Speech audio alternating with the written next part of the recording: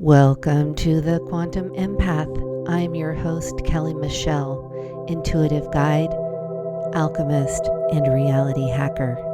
This is a space where esoteric knowledge, ancient wisdom, personal development, and quantum physics meet to help you shift your frequency, break old patterns, and step into the life your soul came here to live. Let's expand your awareness, upgrade your energy, and create your dream reality, one episode at a time. Let's begin. As I learn this software and getting used to this interview style format that I've been doing with my fellow friends that I'm meeting through this spiritual awakening journey, I just finished a conversation with Kat Jordan, and she is the founder of Resilience Rediscovered. We got to talking. I started hitting the record button before, and I didn't make a proper introduction, so I just want to tell you a little bit about her. She is an integrative therapist, energetic healer, and systems-oriented thinker whose work has shaped by a lifelong pursuit of understanding the human capacity to heal. Catherine integrates psychological insight, multidimensional perception, and deep relational attunement. Her role is to translate complexity into coherence, to build language where there was none, to design frameworks where understanding was fragmented, and to hold the integrity of a vision for human and systemic renewal. For over more than 2 decades of experience in mental health, education, and research, Catherine has worked with individuals and families across the full arc of human need, from schools and homes to clinical agencies, residential programs, and private practice. Throughout, she has remained deeply attuned to the patterns that shape human suffering, adaptation, and transformation. You guys, this was an amazing conversation, and you will see what a light she is, and I look forward to learning more about her as well. We're not a collective of pedestal hierarchy. Yeah, we don't do that. I just feel like the people that I am aligned with are about empowerment and helping the whole collective rise. It's not us trying to be the thing. I don't know. Yes. That's just been my observation from the people that I've met. That's relieving too, because I think that has been what I'm observing and what I'm experiencing is the challenge. You can hear me okay, right? Yeah. Is the challenge of crossing the threshold between an old way of being and a new way of being, right? And we're trying to step out in this leadership role, but we're using the old paradigm of performance, of I know better than you, and here I'm going to teach you, which I think has its value, but I think for a lot of us, and I know in conversations that you and I have had, it really irritates the system. I've really struggled to be visible on social media because I'm trying to further condense myself into a box to fit. And I've never been able to do that. And so why start now, right? So I love the fact of like, yeah, we're human beings. We're clearly, this collective is experiencing quite a profound awakening. And the through line is that if we can just be human and just be ourselves and just show up and show each other respect and care and curiosity and be open, the conversations and what will come out of those conversations will naturally be significant and powerful and wonderful. Right. So I love that you're setting us up for that. Mm-hmm. Well, I want us all to win. It's not necessarily about... The thing I see too is the corporate structure and cutting out that middleman and us going peer to peer. Yeah. I think is part of the work that we're doing. Getting a little bit into how we met was, I think, through Instagram. And I think you saw me respond to Dana Kipple, Yes. who we both love, who is the author of A Love New her. Force, a book all about plasma. I love her book too. And you're like, what's this harmonic egg thing? That thing sounds interesting. So we got into a conversation behind the scenes about the harmonic egg, and we'll talk about that later. But you and I have never really had a sit down conversation outside of the back and forths we had while I was communicating to you about the experiences, and then just watching us bounce off each other the things that we're both experiencing through the energies that we're surrounded by. So I would love to hear a little bit about your backstory, and then let's go from there. Awesome. Yeah. So I will first say that it was delightful meeting you in that way. And I love how the universe lines things up in that way. You don't expect them to happen. There was something that you said to me that just kind of like shook my core. You said something, I'm paraphrasing, but you said something to the fact of like, I see you, I recognize frequency, and I can sense and feel what you're bringing. And that immediately put my system at ease, because immediately I was like, oh, yes, I can just actually be myself. This person can see clearly what I'm bringing without having to perform, without having to talk about my degrees or talk about my experience. It's really just my presence. So thank you for that, because that really was quite an opening for me, and I greatly appreciate that. I love that your handle, or whatever they call it, is your identity on Instagram is coherence with cat. Yeah, yeah. And I know how important coherence is. And you have a really interesting history. I do. Your background is interesting, and you understand the power of coherence. So I do. Thank you. Yes. I didn't discover the word coherence until a couple of years ago, but my existence and the way that I've shown up in the world and the way that I've engaged with other people, I think already carried that signal. I was already working really hard in my life to show up authentically and to engage and find people who matched that without actually having the language or the knowledge or the experience of knowing what that was. And so it's been a really, really long journey. So I'll kind of just give like little timeline jumps here. So I knew at a very young age that I wanted to help people. I was extremely curious about human development and about human experiences, and that really sparked the trajectory of my career as a therapist. So I just really dove right into understanding as much as I could about the nervous system, about neuroscience, about the human body, and about our relationships. And it never really quieted down. In fact, I feel like over the years, it just got louder and louder and louder. And I just was consuming more and more and more and more knowledge, not knowing where it was taking me. This was just really something I was really passionate about. So in 2018, I'm living my life I have a private practice as a therapist. I'm treating people who have primarily trauma, but they come in with anxiety, depression, and through conversations and through the therapeutic process, discover that what these people are actually struggling with is unresolved childhood trauma. That most therapists, which I missed in some regards too in the very beginning, but listening to conversations that people tell me about their relationships with their parents or their siblings or their peers, intimate relationships, platonic relationships, there was an obvious through line of experience that they were having that was really activating their nervous system. And it was disconnection.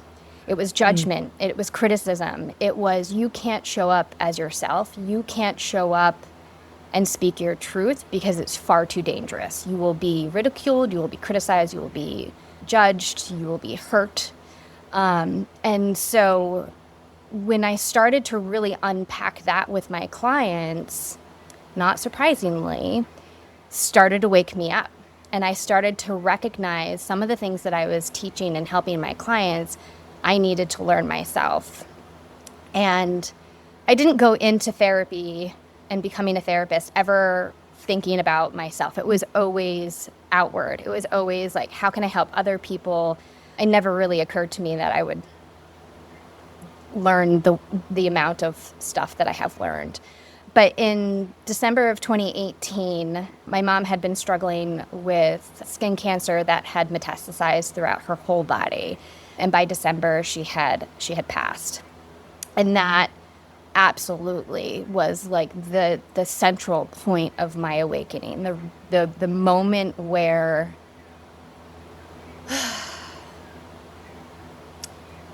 I forgot to grab tissues. Yeah. You can go grab a tissue. We can pause. Yeah, thanks. The moment I was very fortunate. I was very fortunate to be with her at the time of her passing. That was an extraordinary gift. As most people say, I was not prepared for that experience, nor was I really interested in preparing, because I had grown up and my family kind of modeled this as we avoid and minimize and we downplay everything until it's a crisis. So even my mom's illness and the inevitability that we knew that she was on her way out, we downplayed it. We didn't really acknowledge it. And so that moment of her passing was a huge shock to my system. And at the time, I didn't even realize how much of a shock wave was occurring. So once I learned more recently about the spiritual realm and spiritual experiences, did I reflect back on being present with her at her passing and recognize what a tremendous gift that was for my soul and for my higher self to be present with her during that transition. It was a gift in all of the ways, but I remember after she passed, I just had this overwhelming feeling of like, I'm different. Like, I'm just different. There was a version of me prior to her passing, and then there's a version of me post, right? And I know I've heard other daughters speak about being motherless and what that does to our system. I'm still unpacking, but it really is quite a shock, feeling untethered. You know, this person brought me into the world. This person, my mom was my anchor in a lot of ways. She and I were very close, especially spiritually, even though I didn't really know that at the time either. So losing her was hard. It was hard. I'm really sorry. I didn't realize you had been through all that. So I just want to take a minute and say I'm sorry, and thank you for sharing and being vulnerable. Because I think there's a lot of people who have these big events happen in their life, and it does. I see it over and over. It is a catalyst. And hugely huge. I mean, and you know, I was at this point, I'm trained in understanding the psychology of grief and the psychology of losing a parent. And I was in my late 30s, my mid to late 30s. And so I feel like I was definitely on the younger end of it. Didn't think that I was really ready for that experience, nor I don't think any of us are. But that transformation that happened in those moments changed the trajectory of my life completely. And so I was working, I had a home office, private practice, married, 2 children, in a home we probably couldn't afford, but we were pretending that we could. And after her passing, my coping tanked. You know, I, having grown up again with minimizing, downplaying, coping with distractions, numbing out, that just went through the roof. And at the time, I believed I was coping well. I went back to work 5 days after she passed away. And even my clients were like, "Are you sure?" And I was like, "Yeah, I'm fine. I'm fine." That threw me into a physical health crisis. I had already been dealing with immune disorder complications, and I ended up hospitalized for a period of time. And that led to a conversation with my then husband where he essentially said to me, like, "I'm not going to continue to stick by you with this illness. You're kind of on your own." And our relationship was already quite toxic. I shouldn't have been in that marriage in the first place, if I'm being really honest. And so there was a moment post hospitalization, I'm outside. I wanted to share this because this was like another really significant moment. I'm outside, I'm cleaning the pool filters, and he had just been criticizing me and yelling at me. And this was like a normal daily thing where I was tasked to do all of the expectations of caring for the children, caring for the house, caring for food. I was tasked to do everything. And while doing everything was also criticized and judged for how I was doing it. It was never good enough. It was a really unhealthy relationship. And I remember being outside and I'm hosing down the pool filters and I just yell, I'm done. I'm done. I'm done. I'm done. I don't want to be in this marriage anymore. Just get me out. And at this point, I hadn't really established any real spiritual footing. I was just speaking out loud, not realizing that God listened, that spirit listened, that source absolutely heard the resonance in my system and said, okay, you finally spoke your truth. You finally said what needed to be said. And within a month, he had told me that he met someone at work, fell in love, and wanted a divorce. Within a month. Yes. I got full body chills. every time I think about that, it blows my mind, especially because I was not in a safe environment. I was not in an environment that it was okay for me to say, I'm leaving you and I want the children, or even I want the children half the time. That was not in the realm of possibility. The consequences of rejecting him in that way would have been catastrophic. So for him to have met someone, for him to be the one to say, I want out of this marriage, was also a gift. Absolutely. And that to me was like the real beginning of my healing journey, because I was finally able to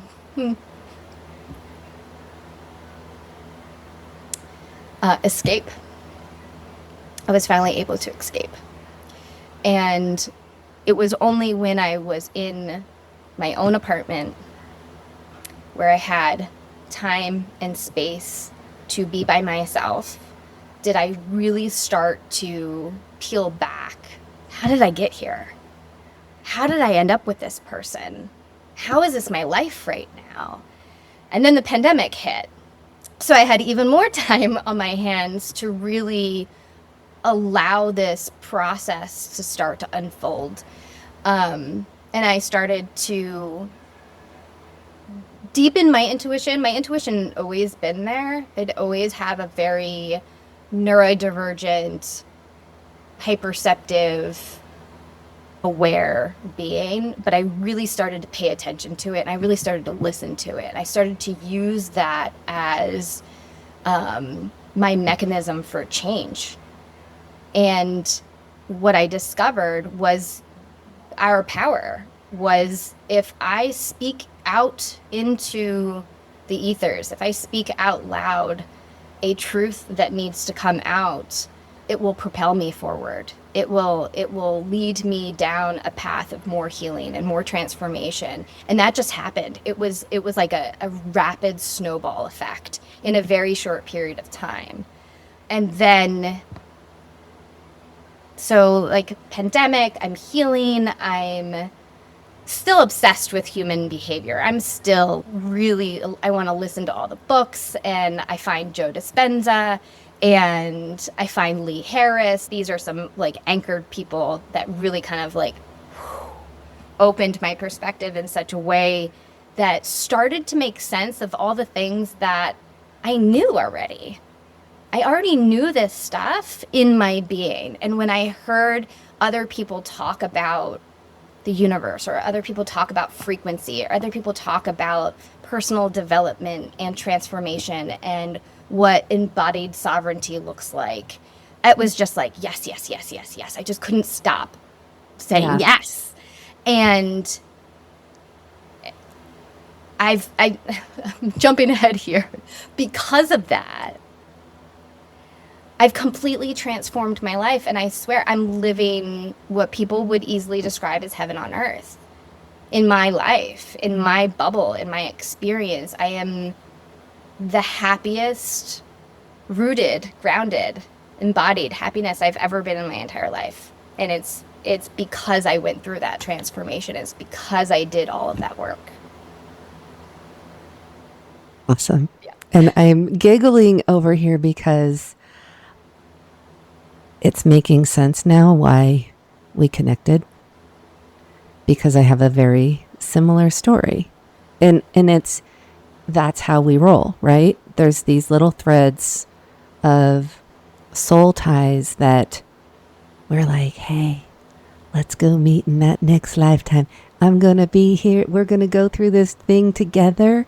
You walked a very similar path, it sounds like, to me early on. And I'll just share real quick because a lot of people don't know my story, but I also empath, I masked. I was the good girl. Mm-hmm. I was the people pleaser. I was the overgiver. I was the no boundaries. I was the low self-worth, blah, blah, blah, blah, blah. I was in the Air Force in the early 90s, 1992 to 1996. And I was in the dorms. I was eating the chow hall food. I really wanted to just move in with my boyfriend, but we couldn't afford that. So what we did was we got married, and that would give you money for housing and food. So I moved in with him, getting married to him, knowing full well that he was abusive. He had abused me prior to marrying him. The night before we got married, he and I were in a big fight, and my mom said, you don't have to do this. You don't have to go through with it. And I was like, yeah, I do. You're all here. I was in New Mexico. My whole family had come down from California. The flowers, the cake, the alcohol, all of it was done. And it was similar in the sense that I was with him for a couple years in a very scary situation, eggshells all the time, and also made my escape, if you will, because he had gone overseas TDY for a year. I don't remember, Korea or Japan or something. I don't remember. And I was watching a scary movie about an abusive, woman. It was like one of those stalker movies. Mm. I'm watching it and I'm telling my friend, will you come over and watch this with me? I'm scared, but I want to see it. So while we were talking, she said, he cheated on you when he was in England. And I was like, really? And so I went to the first sergeant and said, hey, my husband cheated on me. I want to divorce him. But the chaplain was like, oh, no, you should stay married to him. And I was like, no, we're not doing that. And so I said, I'm just going to let you know because he might hurt himself. And so I'm going to let him know. And when I called and said, I know what you did in England, he said, who told you? Yeah. And I was That's all you needed. And I started my escape plan, and he had to come home to take care of paperwork and stuff like that. But I have never seen him again in my life. I was complete with my 4-year assignment, and then I moved back to California and stayed with my mom for a while. It's like, interesting. I love that for you. And definitely he was a catalyst for me early on, because the relationship standards that my mom had set were pretty low. And so I would say that after that, I never tolerated external abuse of any kind. That's not to say I was healed. Right. I still got into another marriage and I still didn't love myself. And so that turned into being a whole nother codependent situation that I had to also learn how to grow out of and love myself and not expect other people to validate me. And that was the second kind of awakening and then going through that process. So interesting. Because I've listened to so many of my clients share similar stories, I'm fully convinced that this is a experience that I want to say everyone is experiencing to some Yeah. degree. I'm sure that there are some outliers there where someone maybe hasn't experienced that. But especially those who are of female bodies, if I can say that, I think the level of oppression and harm that women have endured for thousands of years is just really, it's ancient, right? And so for us to work against a system designed to keep us oppressed is really, really challenging. So with my ex, I have 2 children. And so we had to enter the court system. We had to enter the family judicial system in order to have shared custody. And I knew that I'd have to have shared custody, that it wasn't something where I would be able to have full custody. That wasn't an option. And I do believe in, with some regard, that it's good for my children to have a relationship with their father. It's good for my children for their own journey to experience whatever they need to experience with whatever soul contract that they have with their father, within reason, right? Right. Within the scope of my ability to protect them. But walking into the court system, I was shocked. I was genuinely shocked at how little support there was for women in situations that, and I say women, but I also am fully aware that that is not a female specific thing, that abuse happens regardless of your gender or your sex or whatever. But that the system, especially geared towards ensuring that families stay together, that children have access to both parents, job then the court system was to just make it as neutral as possible, make it as even as possible, and make it as non-problematic as possible. So anytime there was a concern that I had for the well-being of my children, if it didn't meet the severe qualifications of severe abuse, then good luck, right? And so I also had to go through quite a reckoning.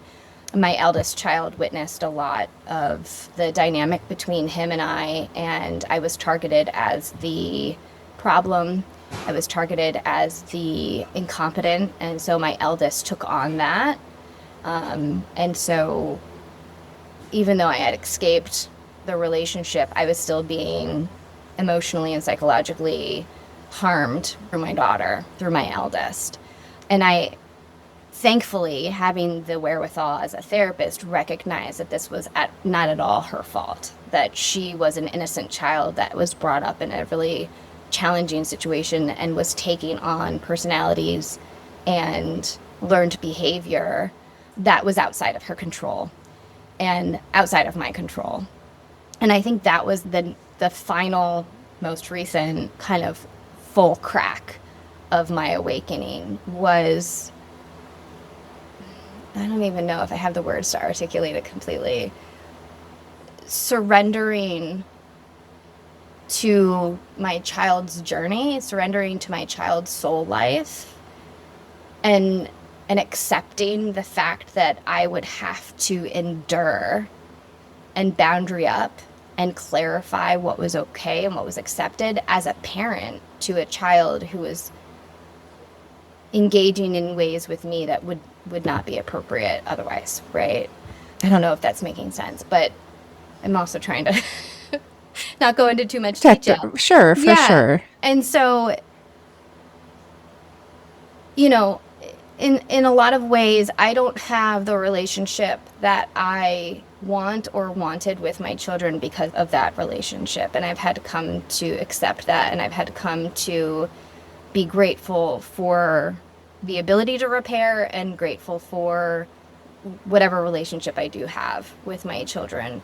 And that brought me to the level of grief and pain that even losing my mom hadn't touched. You know, I know you're a parent as well, and so there is a deep wounding that happens when, at least for me, when I can't exercise my love, when I can't exercise and express the fullness of how much I love and appreciate someone because of their own boundaries, because of their own expectations, or because of their own perceptions. Having to contain that in some way or filter it in different ways was where alchemy actually really came on board for me, right? Yeah. I had to remove my ego completely from the dynamic so that I could engage with my child from my soul and engage with my child's soul at the soul level without her knowing. Right. Without I know. it being a lesson, without it being a teaching of just how I showed up and just how I related to her differently shifted things. And I think that's where my most woke self, my most kind of like wide eyes was like, okay, if I can do this with my own child, if I've seen other people do this in their relationships, to heal in such a way that really allows and encourages autonomy, it encourages authenticity, even if it doesn't, work with my system, right? Like if we're butting heads, but she's being her authentic self and I'm being my authentic self, I have to be okay with that. And it's worked. It's amazing because I say this a lot, but a lot of us are ancient. A lot of us are the generational curse breakers, and a lot of us are cosmic. And this group of people that I tend to find, my peers, are the ones who are breaking the generational stuff, the programming. And I am doing that because I was programmed until I was 50 or so, probably, when I started quitting that and realizing that my kids are actually their own soul here to have an experience. And I have a son with an autoimmune condition that is challenging for him. And it sucks, but also we don't live in that story. We used to butt heads all the time because I was constantly monitoring him. And he's 18 now and he's like, Mom, I'm a grown man. Like, let me make and he makes his own mistakes and he learns from them. And it's a beautiful thing. My younger son it's just different. It's different than it was 3 years ago. We have a completely beautiful dynamic, and I attribute a lot of that to my harmonic egg, but I also contribute it to the healing work that I've done within myself. And then one of the things that I do for my clients, and it would be interesting, is I do these soul contract readings. And what I found out about my one son is he is a healing soul contract, and that he and I signed up in this life together to heal. And he is a mirror for me. My other son is an ancestral contract. And if I was being I don't know if I want to be totally honest, but I'll tell you. I personally believe my younger son is a reincarnation of my brother. And the reason why is because my brother passed in 2009 and my son was born in 2010, and he's such an old soul. And he loves watching like 80s movies with me. That's okay. And he's gentle, he's quiet, he's really tall, comparatively speaking to the rest of the family. And I'm like, yeah, I don't get weirded out by that, but I'm like, it's a possibility. But I think that we can fragment ourselves. I still think my brother is working with me on the other side. Yeah. When I think a piece of him is here with me, I don't know. I'm not. My own knowing knows. Right. And it's like the hard part is saying it out loud. Yeah. Because it might weird people out. When I do soul contract readings and I'm like, oh, your husband was also your brother in another lifetime. And they're like, what? And I'm like, it was another lifetime. Right. Yeah. So you guys signed up for all these different assignments together. You've been spouses. He's been your grandparent. You've been his sister, whatever. And people are like, huh? But also it helps to kind of understand because the abusive ex that I had was a catalyst. A necessary soul contract. one, right? Yes. Meant to be. And so there was a lot of peace that happened in closing that relationship. I had carried it around for 20 plus years of the frustration of that happening to me. I was a victim of domestic violence, but I don't identify with that story. I think you would agree that we don't identify at that victim mentality. But what I did is I sent him a thank you through the ethers. I just said, thank you for playing the bad guy. You did a really good job. I appreciate it and I forgive you. And I know that you did that for me, so I would never do that again. And he signed up to be a bad guy in my life. And you know what? I don't know. We don't know. We can have ideas. We can have theories. And I think being on this journey, you just have to stay really open and curious and be open to all possibilities too. Yeah. I'm just curious because we have been chatting it up, but what are you doing now? How have you transpired your position as, say, a therapist? How do you work with your clients now? Yeah, let me anchor into that for a second because I am in transition, and I'm recognizing that transitions they take a lot longer than I ever expect. And I've gone through, I'm a Scorpio too, so like transformation has just been my blueprint forever, and I've done it time and time and time again, and it still surprises me every time how long it takes for it to be integrated and then grounded and then rebirthed, right? So I recently just closed my private practice for doing exclusively psychotherapy. So over the last year, I've really come to an understanding that the way that the mental health field and the way that the Western medical field treats humans is harmful. And it was really hard for me to stay within that system. And so over the last year, I've been like slowly coming out of the system, no longer taking insurance, really starting to work in this more global perspective of healing that is not the same box that I was trained in, while still carrying the wisdom. This was hard because I grew up like there's nothing more that I wanted than to be a therapist, and I take great honor with that title. It's been, I won't ever have enough words to describe how impactful and powerful it was to take on that role for my clients and to have that experience with my clients. But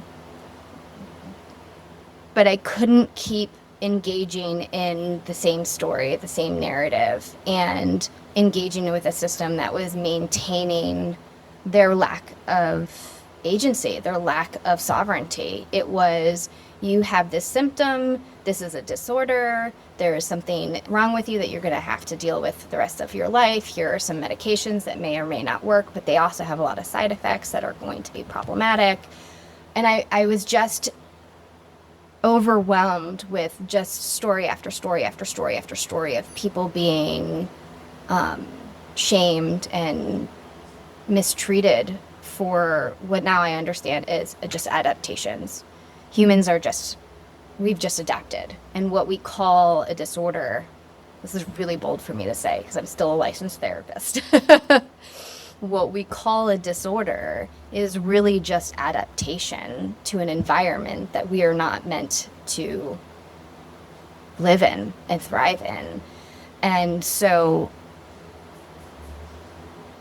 some of my clients would hear me when I was guiding them towards more autonomy and more authenticity and more nature and more humanness, right? I could get some of them there because everyone has their own journey, and others were like, no, I need to go see my psychiatrist. And living authentically, when you're caring for someone and there's a disconnect between how you care and treat them and how they receive care and treatment, there's a responsibility in making sure if there's a lack of alignment there, you have to shift, you have to change, and you have to move. And so I've had to say goodbye to some clients that I deeply love and respect because we don't look at it the same way. And through my healing journey after my mom passed, she she was a witch, and she was really into Reiki and really into like all the crystals and metaphysical stuff back in the 80s and 90s. So I grew up with that. Yeah. And through those years, I was like, yeah, okay, that's cool. Like, kind of. But I was so like, because I was so neurodivergent, I was so headstrong on like, I just want to fit in. I just want to fit in. I just want to fit in. That's so out there. I just want to fit in. Mom was right. I didn't actually want to fit in. I needed to find myself. And following the lessons that she had taught me and going through all of the books that she had, like thousands of books. She had thousands of books. And picking up and playing with her crystals and her necklaces. And I really just started to find truth in that. And so one of the things that she had said to me many years ago was, you know, I think you'd be a really good Reiki practitioner. You should go do Reiki training. And at the time I was like, I am so sensitive and I am so empathetic. The idea of intentionally putting myself in the energetic field of someone else and doing that was like dangerous. I had no foundation to be able to tolerate and withstand what that kind of work would entail. So that was like when I was in my 20s. So here I'm in my late 30s. My mom has passed. It's the pandemic. I'm doing Reiki training. I love it. I feel like I'm connecting with her more. It's opening up my own channels of connection with the divine. And so over this last year, circling back around, where I'm really reckoning with, okay, I want to continue to heal people. I want to continue to treat people. I want to continue to help people feel better. I had to bring in this Reiki, right? And that again, I can't fit Reiki into the therapeutic box as the therapist is defined right now. So I had to really shove that system aside and kind of just branch out on my own. And this is the transition I'm in. So last week, I had my last psychotherapy only sessions. And then the very next day, I had a full day of what I'm calling integrative healing sessions with clients, where I incorporate breath work and nervous system regulation and frequency healing and Reiki and all the stuff. So I get to just bring all of my wisdom, all of my knowledge to somebody who's really receptive to it, right? If you're accepting of some Reiki treatment, you're kind of open. And that day alone, I had 3 clients. That day alone just cracked me wide open of like, yes, this is exactly what I am meant to do on the individual level, is to offer this type of unique healing. But I also know that that is not my full mission. It's kind of like what I do day to day or every couple of days with clients one-on-one. My big mission, what I really want to do, is bring everything that you and I are talking about, everything that you and I have shared in this conversation and in previous conversations that we've had, to the collective and expand it. We have clarity and understanding on how human systems can heal and what technologies are effective and what technologies are now available. I just see expanding out to families, to communities, to cities, right? Like when you work, sorry, I'm like jumping. I get really excited. It's okay. It's okay. I know. And most of us are a little ADHD anyway.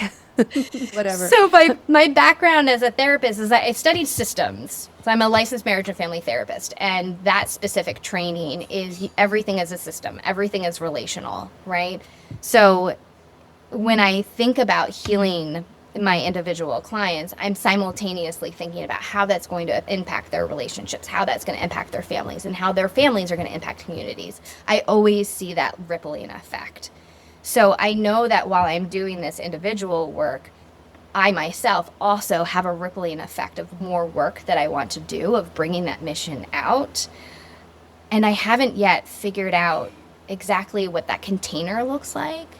And so I've been really leaning in on I just trust and I just surrender, and whatever opportunities come my way, I'm going to say yes to if my intuition and my gut says yes, and see what happens, because I know that I'm not alone. I know that there is a lot of us who are ready for this kind of information to become mainstream so that we can see what we know in our hearts and in our souls to be true is that we have the capacity to live peacefully. We have the capacity to live in communities and in families that allow each other to have sovereignty and allow each other to have agency and allow each other to live authentically. And when we do that, we organize in such a way that becomes coherent, right? So I have this image of when each individual person lives fully authentically in themselves, they have natural talents and strengths, right? They just become an embodied version of the best of themselves. And we all have skills. And so when that comes online and we work cohesively together with whatever those skills are, whatever you need in that community, we become coherent. And that's what lights me up. That's what really, really excites me, is expanding this individual knowledge outward to how communities can actually not just survive through whatever it is that we're going through right now, but thrive and live really fulfilling lives. So that's what I agree. It feels, I feel like, as someone who came from a lot of chaos early on in my awakening with the 2020 and all the route that I took was the conspiracy theory route. And I think that was in part because I was a veteran. So I was like a patriot and I was like, ooh, you know, but I also am somebody who my entire life has been very much I'm not one thing. I'm not one thing. This aspect of what we're doing here fulfills that little part of me that went to UNR to be a journalist. And 2 years into the journalism program, I was like, I can't do, no, it's ugly out there. It's depressing. And I felt like the stories that the news chases are, I wanted to be the roving reporter that was going to all the fun events. Look at what's happening this weekend. Well, it takes a certain person to get that assignment. And I was going to probably end up the one who was going and covering the depressing stories.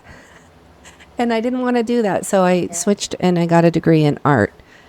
And I decided I would study graphic design. And so I've always done my own marketing. I've always created my own logos. I've always freelanced and kind of learned the back end of the marketing thing. And so it's funny how we as individuals had all these experiences early on in our life that have basically set us up to, I think, become a template for doing life a different way. And a lot of the practitioners that I talk to, because I work with a lot of people who are like you, who are experiencing all these extremely amazing downloads and this blissful state because you're doing the healing work and all of that. And you're using all these different tools and bringing them into your clients as an offering.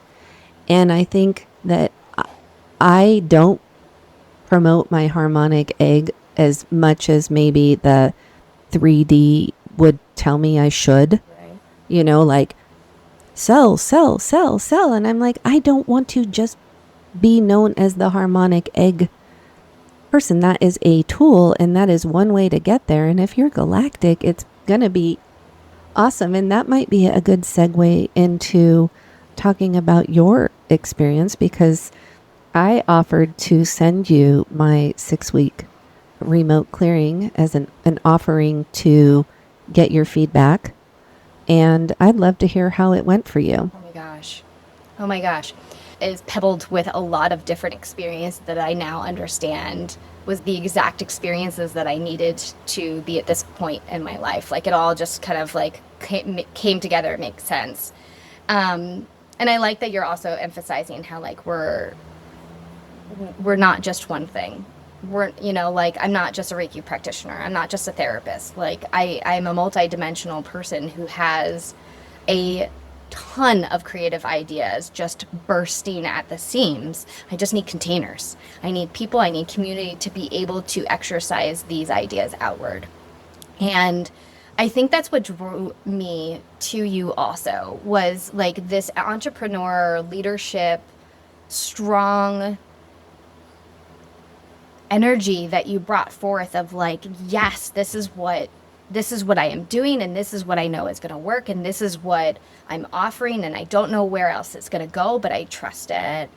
Because I mean, you would mention that, you would say that to me in a message, and I'd be like, yes, that's exactly right, that's where I'm at. And so it's really exciting to share that with other people, because I don't have that in my circle. Right? I'm not hanging out with too many 5D people right now at the moment. And so when you introduced the Harmonic Egg, first off, I was just like beyond thrilled at the opportunity, and so grateful and appreciative of your gift. It is a true gift. And I remember I'm laughing because there were so many times where I would give you back the feedback of like, okay, things are absolute chaos right now. It's actually a little unnerving and destabilizing, but I know that this is for the good, right? I had gone through enough transformations that I knew that if things were breaking, if things weren't working, if I was running into barriers, or if there was more chaos going on in my life, that there was purpose behind it, and to not fear it, and to not deny it. I think you had even said, do you want me to pull back? Do you want me to not? And I was like, no, like, please keep the frequency coming. Let the Harmonic Egg do its magic. I accept and I receive, and I trust. And I know I haven't fully seen the results of that yet, because I know the process takes a while. But so far, just in the last couple of months, I have maintained a certain level of stability, clarity, assurance, confidence, power. I could keep going, that I had never experienced before.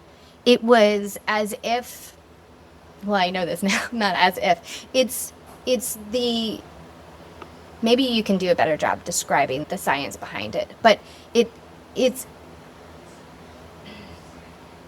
Coherence.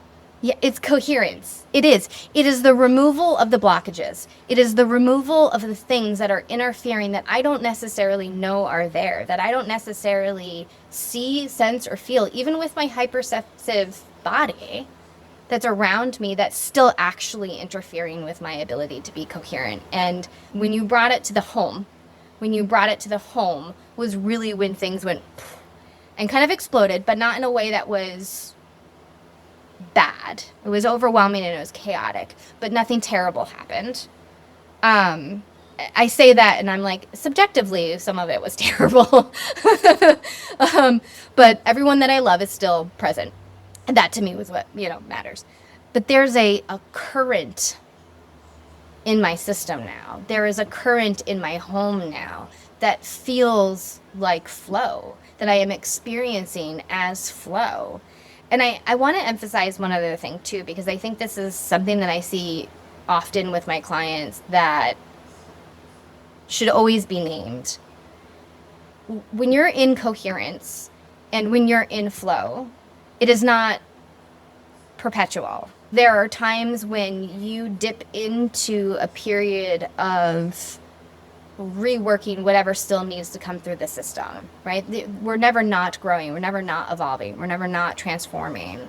And so even though I'm at this like really intense vibrational space of coherence, my system is still requiring times where it needs to come back down, and I need to grieve, or I need to do like a mass cleaning, or I need to delete all of the text messages in my phone. There is work that still has to happen to continually keep this experience on the trajectory that I see where it's going. Right. Yeah. And okay, so that's awesome. And I love that you feel it. And I feel like the people who have been doing the work and who are open to receive the magic. And I could see that in you. And what I see is maybe somebody who is, their channel is 101.1 on the radio, but they're at 100. There's a little bit of static on the radio dial, and I feel like what the egg does is it goes in and it clears that energetic debris out. Yeah. And then when I'm sending it to the home, it's assisting the whole house, the land, the plants, the people, the animals. And I've had clients tell me that their kids quit fighting.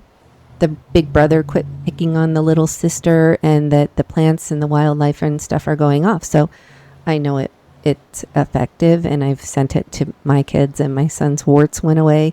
And my other son, he's way more calm than he used to be, like just calm, and it's nice. So I love hearing your feedback, and I love knowing that it helped you. And that is one of the reasons why I came up with my monthly offering, that is the $44 a month, where it's just like you get the clearing on a regular basis just to keep the flow. Yeah. And that's something that I was really committed to as far as being able to help the masses. That's my lowest priced offering, but also knowing that this work can go anywhere in the world, and I'm the one who's going to break the mold to do it. Yeah. And it might be to my detriment. I don't know. Not there yet. Let's not.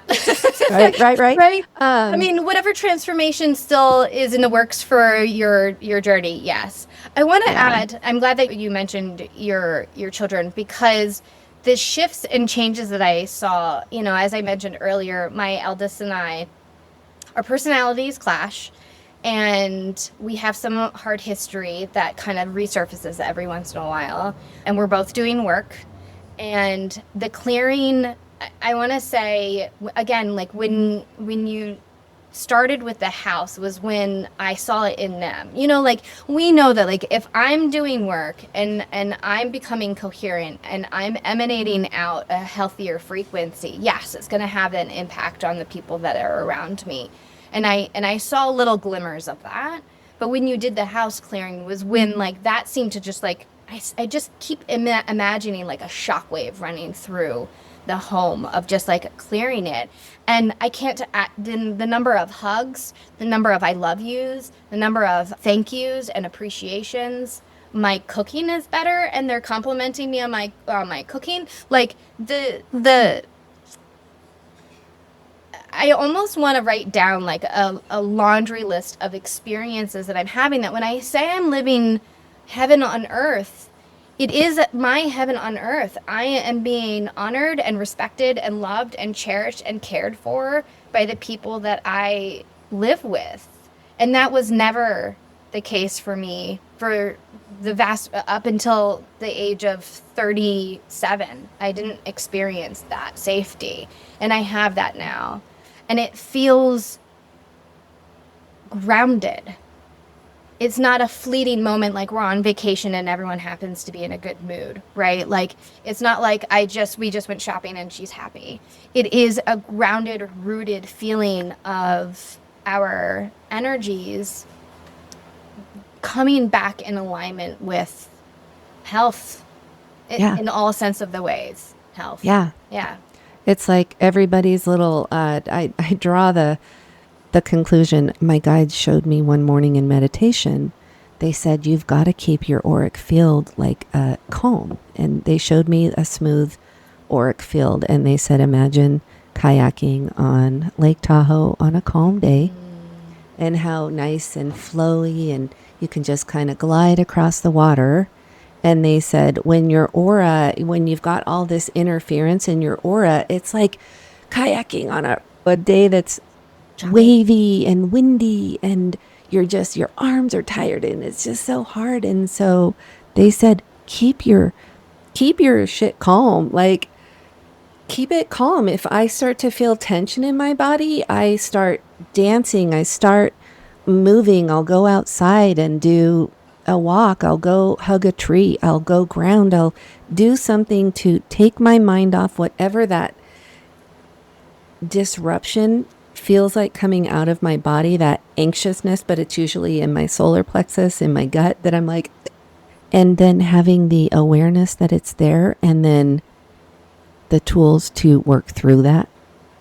And so I'm sure you help your clients with that. I know I help my clients with that, because as practitioners, we can't be with them every day, right? Yeah. And just like you and I have had to learn the tools to regulate ourselves as empaths and put our protective bubble up when we're out in high touch areas with a lot of people, I know how to do that, and I know how to cleanse my energy when I'm done. But now I'm like playing with the 5D. I just call it in before I go in the store, and it is, I go into Costco and people literally will stop their cart and go, oh, go ahead. And people will open doors. People are smiling. People are staring. It's like, Yeah. Yes. Yes. you experience that. Yes. In fact, there were some times where I was like, I'm not sure I want to go out in public right now because I don't want to be looked at. And not because I have an issue with being looked at. It's just, it's a lot sometimes. When you raise your vibration to the level that we're at, it is like, I can feel my energy radiating. I can't, even when I try to like bring it in a little bit when I'm at the store, it's still really wide. It's still really bright. And then the feedback that I'm getting from strangers is not harmful. Even those that are looking, Yes. they might look and they're like perplexed, like, what is special about this person? I don't know why I'm looking at them. They're just an average person, or they're extremely friendly, or they're really kind, or we just strike up a conversation. This is my favorite part. So, and I think this is a really important thing that I want to emphasize. Because of my conditioning, because of how I was raised, because of how I experienced the world, I have carried for a really long time fear of other people. And I know there's billions of us who carry that same fear. And when you get to a certain level of sovereignty and radiance, you still have to challenge that mind, that brain part, that nervous system part that says there's something here to be scared of.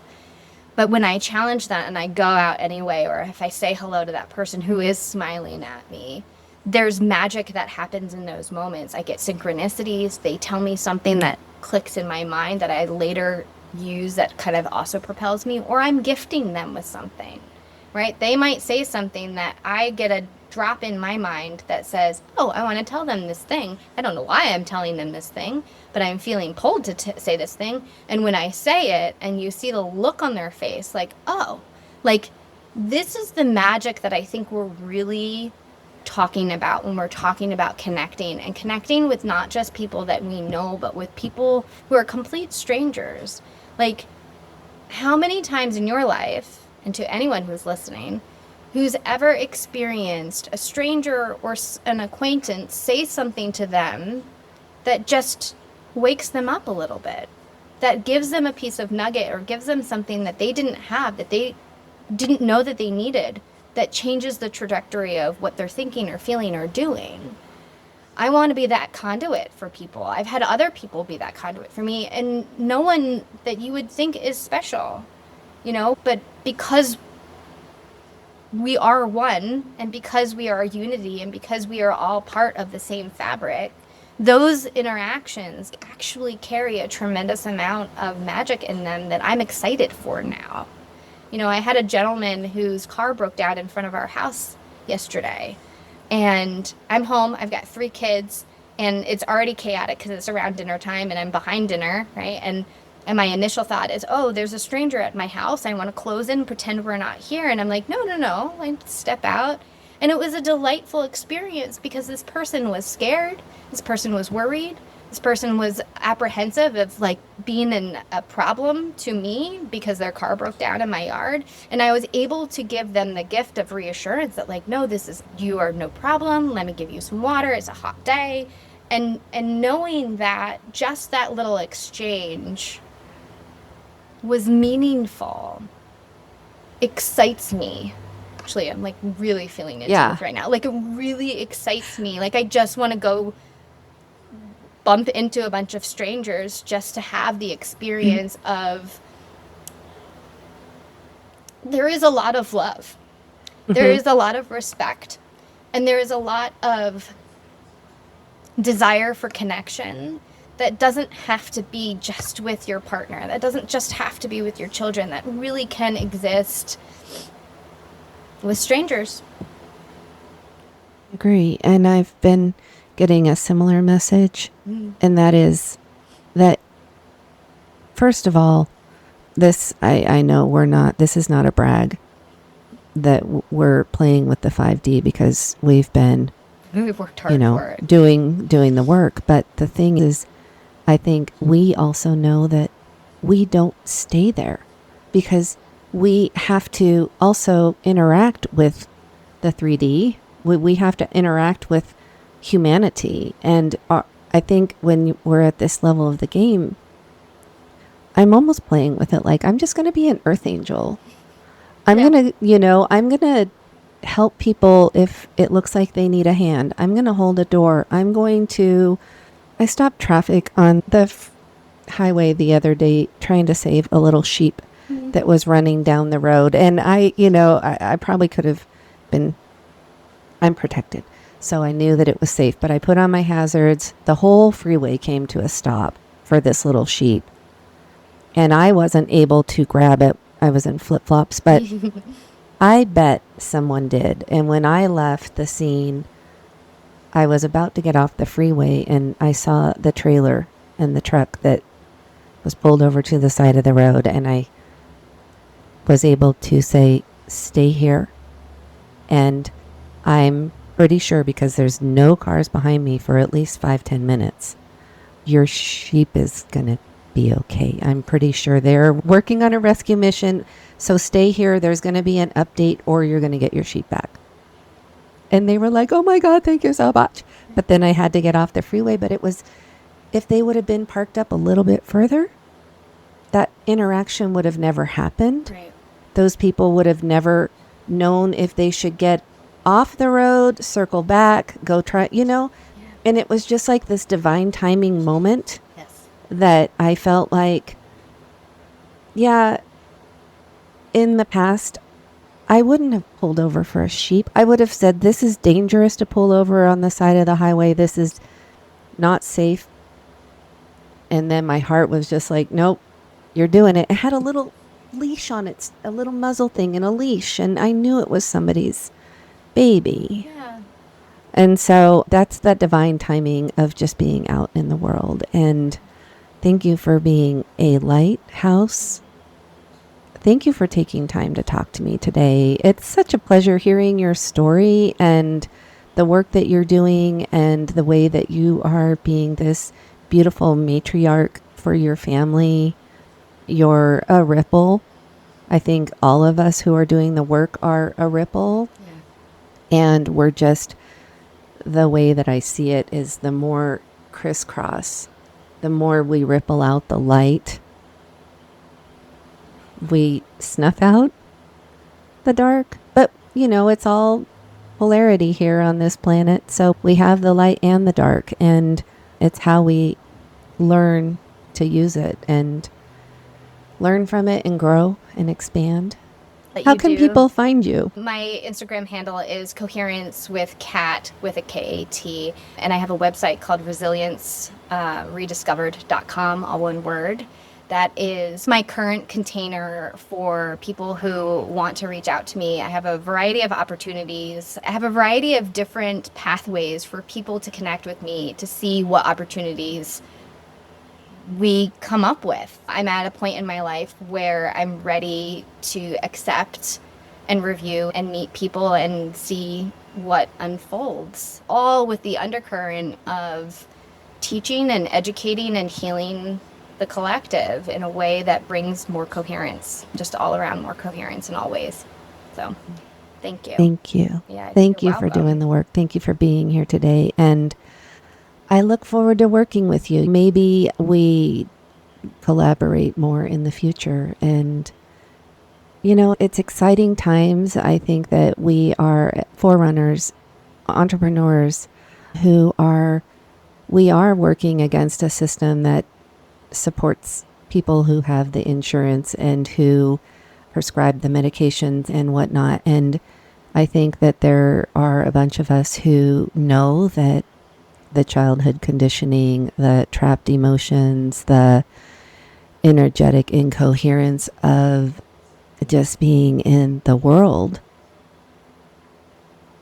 affects us. And if we can clear out of that and tune out the noise and tune out the toxins and make better choices that we can rinse, clean out the vessel, our dense carbon-based vessel, and become our crystalline light bodies that we've always been meant to be. So I love it. I love it. I'm so excited that this is happening. I am so excited that we are catching the same wave, right? That there is a collective out there of us who see this clearly, who understand how to get others there and are eager and happy to be of service, you know? Yeah. So, thank you for being a part of it. Thank you. Don't hang up. I'm gonna tie up the recording. Thank you.